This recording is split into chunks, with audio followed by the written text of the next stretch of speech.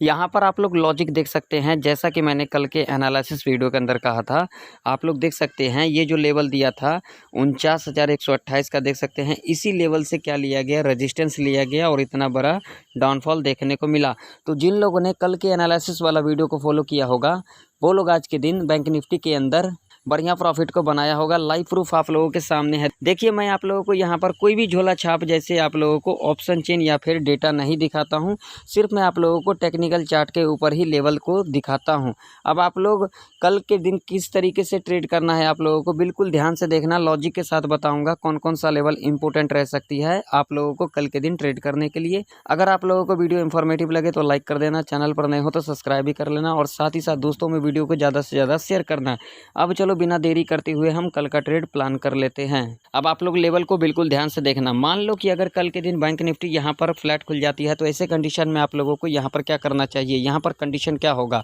Flat खुलने के बाद 1 से लेकर के 2 घंटा तक यहाँ पर इस तरीके का कंसोलिडेट करती है और उसके बाद जिस साइड भी ब्रेकआउट या फिर ब्रेकडाउन कर देती है आप लोग यहाँ पर अपना ट्रेड को प्लान कर सकते हैं।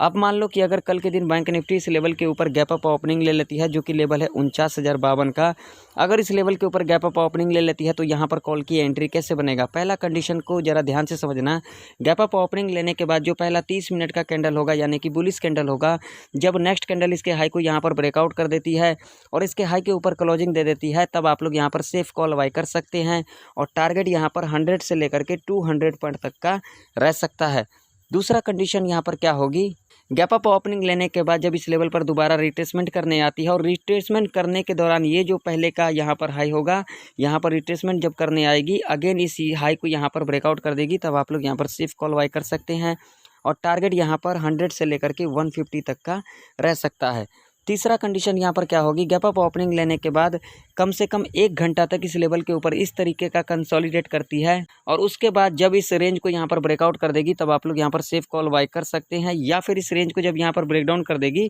तब आप लोग यहाँ पर छोटा सा स्कैल्पिंग कर सकते हैं पुट साइड की तरफ। अब मान लो कि अगर कल के दिन बैंक निफ्टी इस लेवल के नीचे गैप डाउन खुल जाती है जो कि लेवल है 48,811 का, अगर इस लेवल के नीचे गैप डाउन खुलती है तो यहाँ पर पुट की एंट्री कैसे लेना है बिल्कुल ध्यान से सुन लेना। गैप डाउन खुलने के बाद जब इस लेवल पर दोबारा रिट्रेसमेंट करने आती है और ये जो पहले का लो है अगेन इस लो को यहाँ पर ब्रेकडाउन कर देती है, तब आप लोग यहाँ पर से पुट बाय कर सकते हैं और टारगेट यहाँ पर आप लोगों का 100 से लेकर के 200 पॉइंट तक का रह सकता है। दूसरा कंडीशन यहाँ पर क्या होगी, गैप डाउन खुलने के बाद जो पहला 15 मिनट का कैंडल होगा यानी कि बियरिश कैंडल होगा, जब नेक्स्ट कैंडल इसके लो को यहाँ पर ब्रेकडाउन कर देती है और इसके लो के नीचे क्लोजिंग दे देती है, तब आप लोग यहाँ पर सेफ पुट बाय कर सकते हैं और टारगेट यहाँ पर सिर्फ 100 पॉइंट तक का रह सकता है। अब आप लोगों के सामने निफ्टी 50 का चार्ट है और निफ्टी 50 के अंदर जो इम्पोर्टेंट रेजिस्टेंस निकल के आ रही है वो निकल के आ रही है ये वाला लेवल जो कि लेवल है 22,541 का, जो कि एक साइकोलॉजी का लेवल है। मान लीजिए अगर कल के दिन निफ्टी 50 से लेवल के ऊपर गैप अप ओपनिंग ले लेती है तो यहाँ पर कॉल की एंट्री कैसे लेना है।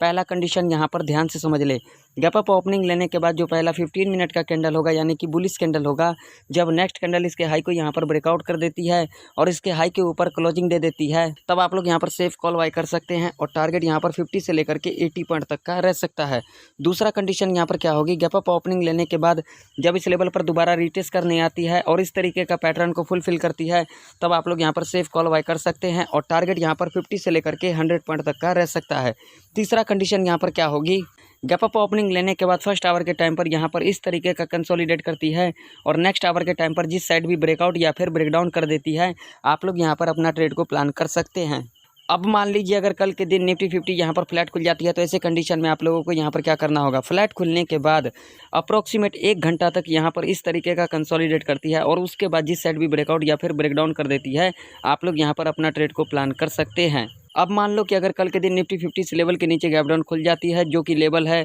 22,382 का, अगर इस लेवल के नीचे गैप डाउन खुलती है तो यहाँ पर पुट की एंट्री कैसे लेना है। गैप डाउन खुलने के बाद जब इस लेवल पर दोबारा रिटेस्ट करनी आती है और ये जो पहले का लो होगा अगेन इस लो को यहाँ पर ब्रेकडाउन कर देती है, तब आप लोग यहाँ पर सेफ पुट बाय कर सकते हैं और टारगेट यहाँ पर 50 से लेकर के 70 पॉइंट तक का रह सकता है। दूसरा कंडीशन यहाँ पर क्या होगी, गैप डाउन खुलने के बाद जो पहला 30 मिनट का कैंडल होगा यानी कि बियरिश कैंडल होगा, जब नेक्स्ट कैंडल इसके लो को यहाँ पर ब्रेकडाउन कर देती है और इसके लो के नीचे क्लोजिंग दे देती है, तब आप लोग यहाँ पर सेफ पुट बाय कर सकते हैं और टारगेट यहाँ पर 50 से लेकर के 80 पॉइंट तक का रह सकता है। तो आशा करता हूँ सारे लेवल आप लोगों को अच्छे से समझ में आ गई होगी। अगर आप लोगों को वीडियो इन्फॉर्मेटिव लगे तो लाइक कर देना, चैनल पर नए हो तो सब्सक्राइब भी कर लेना। तो फिर मिलते हैं किसी नई वीडियो के अंदर, तब तक के लिए जय हिंद, वंदे मातरम।